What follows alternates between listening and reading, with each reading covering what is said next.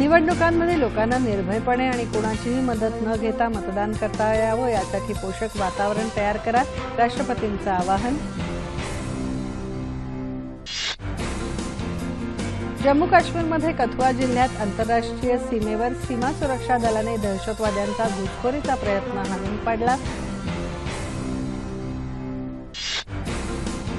भारतीय दूरचित्रवाणी आणि आकाशवाणी वाहिन्यांवर पूर्णपणे बंदी घालण्याचा पाकिस्तानचा निर्णय.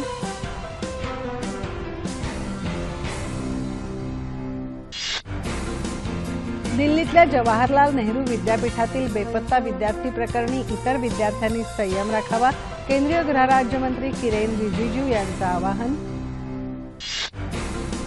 भुवनेश्वर इथे एसयूएम रुग्णालयाला लागलेल्या आग प्रकरणी संस्थापक आणि विश्वस्त मनोज नायक याला अटक.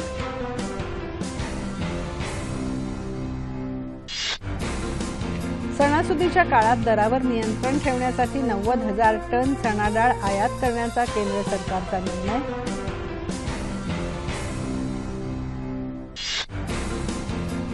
केंद्रीय सूक्ष्म लघु आणि मध्यम उद्योग मंत्री कलराज मिश्र यांच्या हस्ते ॲस्पायर फंडचं मुंबईत आज उद्घाटन.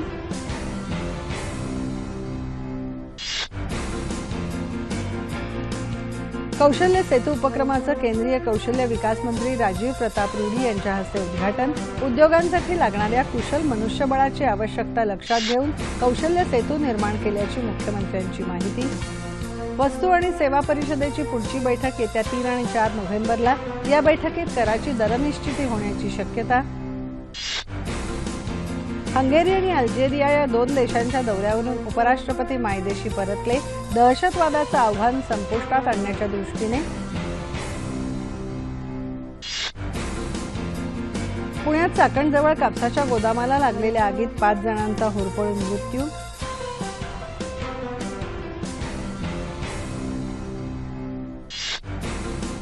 नागरी गुंतवणूक कंपनीने मान्यता दिल्यानंतर पुणे मेट्रोचा मार्ग मोकळा. या मेट्रोचं काम हे नागपूर मेट्रो कंपनी करेल, मुख्यमंत्री देवेंद्र फडणवीस यांचं प्रतिपादन. भाजपा वगळता अन्य राजकीय पक्षांचा विरोध.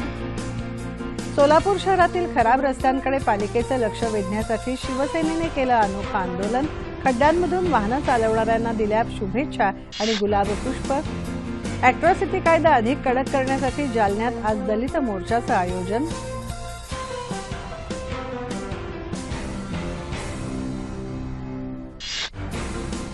नागपूर महापौर चषक खो खो स्पर्धेत 63 संघ सहभागी. महिलांचे 31 तर पुरुषांच्या 32 संघांचा समावेश.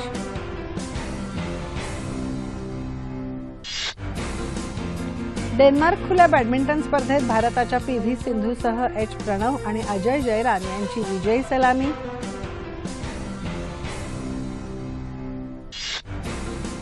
कबड्डी विश्वचषक स्पर्धेत जपानला नमवत थायलंडचा उपांत्य फेरीत प्रवेश. उपांत्य फेरीत भारत थायलंड समोरासमोर.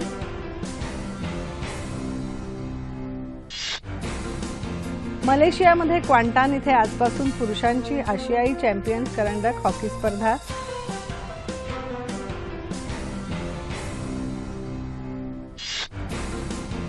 दिल्लीत सुरू असलेल्या एकदिवसीय क्रिकेट सामन्यात भारताविरुद्ध खराब सुरुवातीनंतर न्यूझीलंडचा डाव सावरला.